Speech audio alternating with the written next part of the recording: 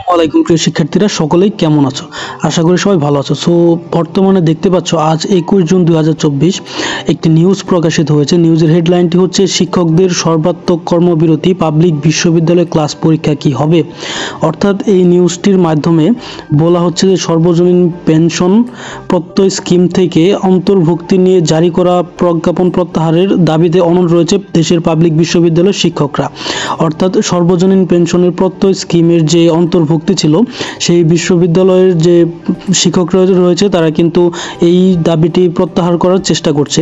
তো তাদের দাবি, নতুন এই স্কিমে শিক্ষকদের সুযোগ সুবিধা কমিয়ে আনা হয়েছে। গত 2 মাস ধরে বিকৃতি, সংবাদ সম্মেলন ও মানববন্ধনের পরও এই বিষয়ে সরকারের পক্ষ থেকে কোনো ধরনের উদ্যোগ নেওয়া হয়নি।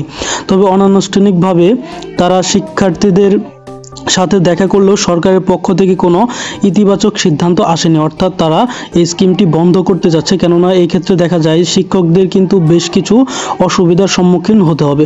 তো নিউজটি আমরা যদি আরও দেখি তাহলে বলা আছে, এই অবস্থায় আগামী সপ্তাহ থেকে দেশের সব পাবলিক বিশ্ববিদ্যালয়ে কর্মবিরতি পালন করবেন শিক্ষকরা। অর্থাৎ তারা কিন্তু ক্লাস পরীক্ষা সকল কিছু বন্ধ করে দেবেন। সো তারপর বলা আছে, এই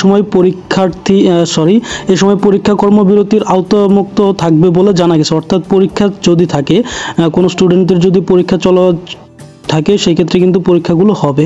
এরপরে দাবি আদায় না হলে ক্লাস পরীক্ষা বন্ধ রেখে আগামী 1 জুলাই থেকে অনির্দিষ্টকালের জন্য সর্বাত্মক কর্মবিরতি পালন করা হবে বলে জানা গেছে। অর্থাৎ সাময়িকভাবে ক্লাস বন্ধ রেখে পরীক্ষাগুলো চালু থাকবে, কিন্তু তারপরেও যদি শিক্ষকদের দাবি না মানা হয় তাহলে আগামী 1 জুলাই থেকে কিন্তু অনির্দিষ্টকালের জন্য সর্বাত্মক কর্মবিরতি পালন করবে শিক্ষকরা।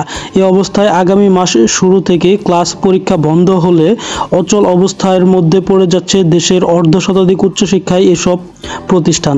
গ্রীষ্মকালীন ও ঈদের দীর্ঘ ছুটির পর শিক্ষার্থীরা ক্যাম্পাসে গেলেও ক্লাস পরীক্ষা না হওয়া নিয়ে দুশ্চিন্তায় রয়েছে। অর্থাৎ ক্লাস পরীক্ষা হবে কিনা এই বিষয়ে কিন্তু যথেষ্ট সন্দেহ রয়েছে। সো এইখানে কিন্তু পুরো নিউজটি দেওয়া রয়েছে। আমি পুরো নিউজটি তোমাদেরকে এই লিঙ্কটি আমি ভিডিও ডেসক্রিপশন বক্সে দিয়ে দিব, তোমরা কিন্তু পড়তে পারো। তো এই